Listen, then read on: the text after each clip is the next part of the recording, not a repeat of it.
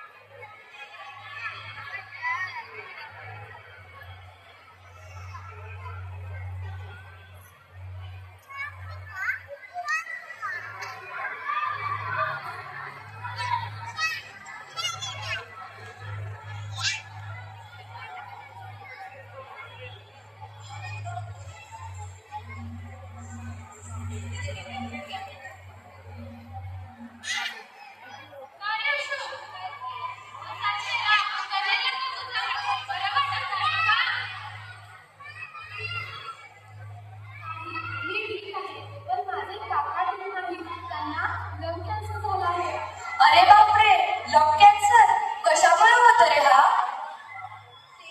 ते सिगारेट खूप होतात त्यामुळे होत असावा असं डॉक्टर काका मला सांगत होते. सिगारेट मध्ये काय असतं रे एवढं? मी हल्ली मुलींना सुद्धा सिगारेट ओढताना पाहते. आमच्या इथे इमारतीखाली सकाळी व संध्याकाळी कर्मचाऱ्यांचे घोडके उभे असतात. त्यातही बऱ्यापैकी मुलीच असतात. त्याही सिगारेट ओढत. मला त्यांच्याकडे पाहून कसे तरीच होते. आमच्या समोरही असाच प्रकार चालतो. माझा जीव भरून जातो तिथून घेताना त्या सिगारेटच्या वासामुळे दुरावले. सतत उत्पादन करतात. त्यातही तंबाखू असते. नमस्ते सर. नमस्ते बोला. काय चाललंय तुमचं?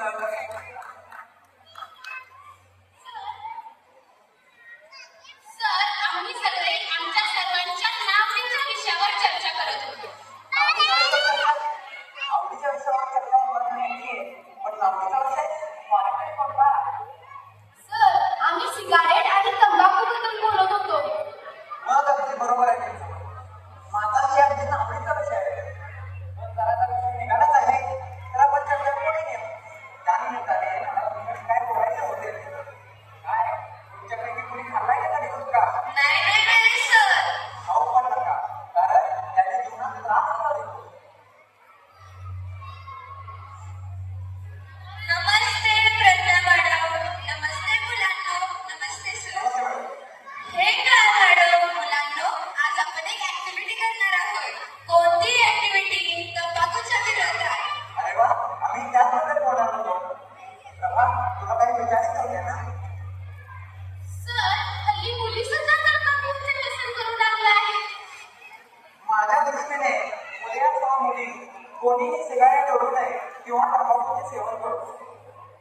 पूर्वी सिगारेट ओढणाऱ्या मुलींची संख्या कमी होती, पण हल्ली विशेषतः शहरात सिगारेट ओढणाऱ्या मुलींची संख्या वाढतच चालली आहे. सर, माझे काका अमेरिकेत राहतात.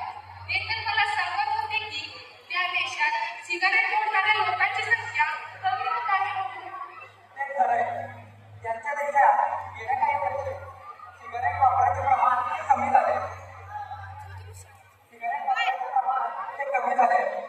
2022च्या सर्वेनुसार 11% अमेरिकन लोक हे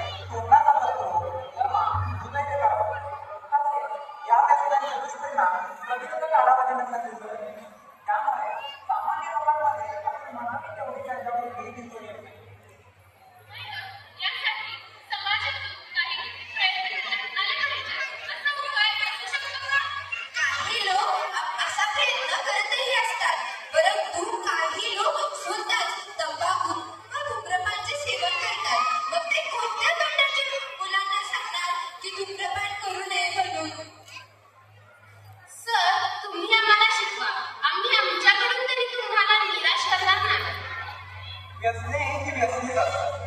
व्यसनी लोकांना याची जाणीव नसते. त्याची सुरुवात किशोरवयापासून असलेल्या सवयीतूनच होत असते. धूम्रपान करणाऱ्या लोकांची संख्या आजकाल वाढतच आहे. तंबाखूच्या निर्मितीत संबंधीच्या कंपन्या जाहिराती दाखवून लोकांना आकर्षित करत असतात. आपले सिनेस्टर आणि खेळाडू यांचा या कंपन्या आपल्या जाहिरातीमध्ये कोणतीही तारतम्य न बाळगता बिनदिक्कतपणे वापर करून घेतात. वेगवेगळे पैशासाठी तसा वापर करून देतात. सिगारेट आणि धंदेला व उन्मत्तपणे बोलणारा एखादा सिनेमा आपला आकर्षणावा ही सगळी खरेदी करायची. या व्यसनांमध्ये पुरुषांबरोबर महिलाही सहभागी आहेत. महिला आपल्यासोबत नवीन येणाऱ्या बाळाचेही आयुष्य धोक्यात घालत असतात. तंबाखूचे सेवन म्हणजे मृत्यूला आमंत्रण, हे लक्षात घेतलेच पाहिजे. सर, मगाशी सांगितल्याप्रमाणे बाहेरच्या देशात हे प्रमाण कमी होत असताना आपल्याच देशात का वाढत आहे? चांगला प्रश्न विचारला जातो. प्रगत देशांमध्ये या व्यसनांची व्याप्ती प्रचंड होती. पण येत्या 20 ते 25 वर्षांमध्ये तंबाखूमुळे होणारे 80% मृत्यू हे विकसनशील देशात होते. कारण या कंपन्या आपले सारे लक्ष या विकसनशील देशातील तरुणाईवर व महिलांवर केंद्रित करत आहेत. कमी वयात हातामध्ये सिगारेट घेण्याचे प्रमाण वाढलेच आहे. शिक्षक आपापल्या परीने विद्यार्थ्यांना घडवतच असतात, परंतु बऱ्याच वेळा पालकांची अगदी लाडही कारणीभूत ठरतात. मुलाला जेव्हा जर काय बोलले तर काय करून बघते याचा काही नाही अशी भीती ही पालकांच्या मनात असते. शिवाय आत्महत्या आणि आता अगदी सोपी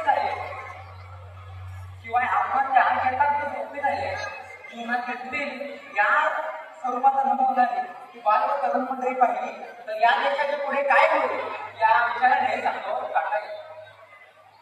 सर, तुम्ही म्हणताय ते खरंच आहे. म्हणून आपण एकजुटीने त्या तंबाखू रूपातील राक्षसाला आता मारण्याची वेळ आली आहे. खरं तर ही वनस्पती आपल्या इकडची नाहीच. वनस्पती शास्त्रात हिचे नाव निकोटिनी असे आहे व ती मूळ दक्षिण अमेरिकेत आढळते आणि कालांतराने सर्व जगभर पसरली. कारण का? अर्थातच त्याचे बाजार मूल्य हेच होते. वाईट गोष्टींची सवय अगदी लवकर लागतात असे म्हणतात ते खरं आहे. साऱ्या जगाला या व्यसनांनी व्यापलेलं आहे. आपल्याकडील पिढी हा त्याचा एक प्रकार. पिढीचा इतिहास का पाहायचा नाही. 17व्या शतकात पिढी जन्माला आणण्यात आली असा आपल्याला इतिहासातून समजतो. अमेरिकेतील मूळ जे रेड इंडियन लोक होते ते स्वतःची पिढी स्वतःच बनवायचे. आपल्याकडे तेंदूच्या पानाची पोकळी करून त्यात तंबाखूची पावडर घालायची व ती घट्ट अशी बांधून टाकायची. हीच ती पिढी. पिढीमधून शरीरात अधिक प्रमाणात निकोटीन जाण्याचा धोका आहे. पिढी किंवा सिगारेटच्या धुरात एकूण 4000 प्रकारचे रसायने असतात व त्यातील जवळजवळ 50 रसायने ही कर्करोग जन्य असतात. सर, शेतकरी तंबाखू पिकवतातच का? त्यांना पराभूत करता येत नाही का तंबाखू लागवडीपासून? सध्या भारतात 1 लाख शेतकऱ्यांची तंबाखू लागवडीसाठी नोंद झाली. निपाणी भागात हे क्षेत्र मोठ्या प्रमाणात आहे. एकूण लागवडीखालील क्षेत्रांपैकी 5 लाख हेक्टर हे तंबाखू पिकाखाली आहे. संतोष म्हणतो तसं जर आपण या ठिकाणी भाताची, डाळीची किंवा तेलबियांची लागवड केली तर आपल्याला त्या क्षेत्रातील आयातीवर कमी खर्च करावा लागेल. मॅडम, तंबाखूतील निकोटीन बद्दल माहिती द्या ना. तंबाखूतील पानांमध्ये एक प्रमुख आणि घातक घटक म्हणजे निकोटीन. या घटकाचे संश्लेषण त्याच्या मुळांमध्ये होते व मग ते पानांमध्ये साठवले जाते. एका तंबाखूच्या पानात 0.2 ते 5% निकोटीन असते आणि जर एखादी व्यक्ती दिवसभरातून 4 वेळाच म्हणजे 25 ग्रॅम तंबाखू खात असेल तर त्याच्या शरीरात 20 ते 50 मिलीग्रॅम निकोटीन जाते. या व्यसनामुळे शरीरावर होणारे महत्वाचे दुष्परिणाम म्हणजे व्यक्तीची क्रियाशीलता कमी होणे, सातत्याने येणारे नैराश्य, उच्च रक्तदाब, श्वसनाचा वाढलेला वेग इत्यादी होते. निकोटीन घेतल्याने क्षणिक सुख भेटते. म्हणूनच तर त्याचे व्यसन चटकन लागते आणि एकदा लागलेले व्यसन सुटत नाही. या कर्करोगावर लोकांनी पीडित रुग्णांची भयानकता पाहिली की हे व्यसन किती गंभीर आहे याचे आपल्याला जाणवलं. रिपोर्टिंग हे असे रसायन आहे ज्याला वैद्यकीय क्षेत्रात उपाय म्हणून कधीच वापरले जाते. त्याचा फक्त अपाय आणि अपायच होतो.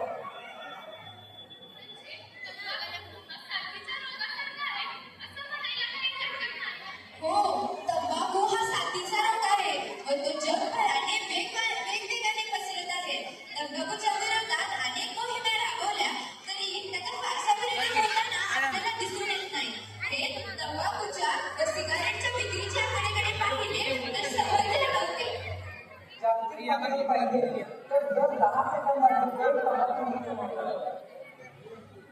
विसर्गाच्या तंबाखूमुळे होणारे 80% तंबाखूमुळे मृत्यूची संख्या तब्बल 10 कोटी. व एका अंदाजानुसार 21व्या शतकात ही संख्या 100 कोटींच्या घरात आहे. जर हा आकडा आपल्याला आटोक्यात आणायचा असेल तर जागतिक पातळीवर अनेक उपाययोजना कराव्या लागतील.